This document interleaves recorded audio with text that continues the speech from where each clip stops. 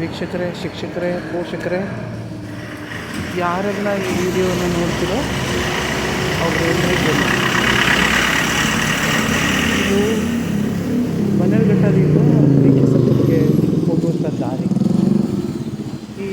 ಇಲ್ಲಿ ಹೋಲಿ spirit school, ಆಮೇಲೆ Loyola degree college, Loyola primary, Loyola high school, Loyola PU ಈ ಎಲ್ಲ ಶಿಕ್ಷಣ ಸಂಸ್ಥೆಗಳು ನಡೀತವೆ. ನೋಡಿ ಈ ದಾರಿಯ ಅವಸ್ಥೆ ನೋಡಿ, ರಸ್ತೆಯ ಅವಸ್ಥೆ ನೋಡಿ.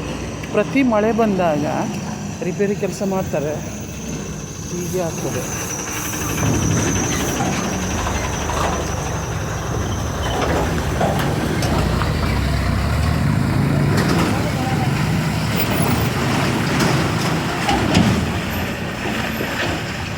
ನೋಡಿ ರಸ್ತೆಗಳು ಹಳ್ಳ ಗುಂಡಿಗಳಿಂದ ತುಂಬಿದೆ. ಮಳೆ ಜೋರಾಗಿ ಬಂದಾಗ ಈ ಚಿಕ್ಕ ಮಕ್ಕಳು ಸೈಕಲಿಂದ ಹೋಗ್ತಾರೆ.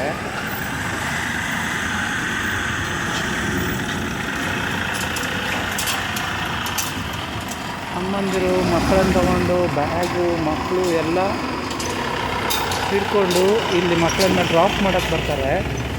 ಸಂಚಾರಿಗಳು ಸಹ ಇದೇ ರೋಡಿಂದ ಹೋಗಬೇಕು.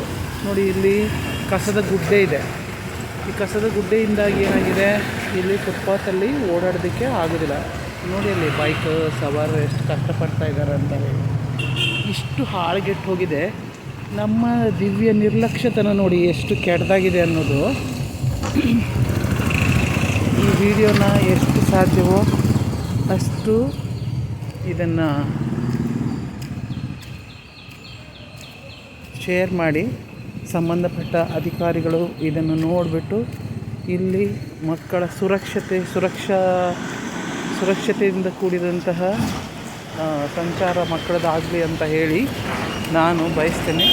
ಇದು ಯಾರನ್ನೂ ಸಹ ದೂರೋದಕ್ಕೆ ಆಗಲಿ, ಯಾರ ತಪ್ಪು ಒಪ್ಪುಗಳನ್ನು ಹೇಳುವುದಕ್ಕಾಗೆಲ್ಲ ಈ ವಿಡಿಯೋ ಮಾಡಿದ್ದು ನಾನು. ಇದು ವಿದ್ಯಾರ್ಥಿಗಳು ಓಡಾಡುವಂತಹ ಜಾಗ, ಇದು ವಿದ್ಯಾರ್ಥಿನಿಯರು. ಸೊ ಅವರಿಗೆ ಅನುಕೂಲ ಆಗಲಿ, ಇಂದಿನ ಮಕ್ಕಳೇ ಮುಂದಿನ ಪ್ರಜೆಗಳು ಸಂಚಾರಕ್ಕೆ ಅನುಕೂಲ ಆಗಲಿ. ಈ ಫುಟ್ಪಾತ್ ಮೇಲೆ ನೋಡಿ ಇಷ್ಟೊಂದು ಕಸನ ತಂದು ಹಾಕಿದ್ದಾರೆ. ಇಲ್ಲಿ ಇಷ್ಟು ಬುದ್ಧಿ ಬೇಡವಾ?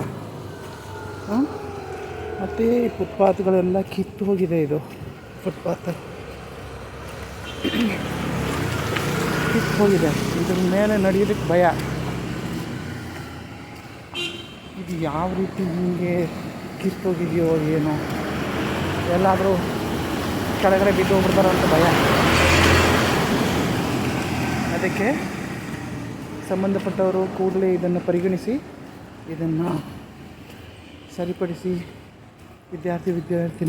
ವಿದ್ಯಾರ್ಥಿನಿಯರಿಗೆ ಸುರಕ್ಷಿತ ಸಂಚಾರಕ್ಕೆ ಅವಕಾಶ ಮಾಡಿಕೊಡಬೇಕು ಅಂತ ಹೇಳಿ ನಾನು ಎಲ್ಲರ ಪರವಾಗಿ ರಿಕ್ವೆಸ್ಟ್ ಮಾಡ್ತಾಯಿದ್ದೀನಿ.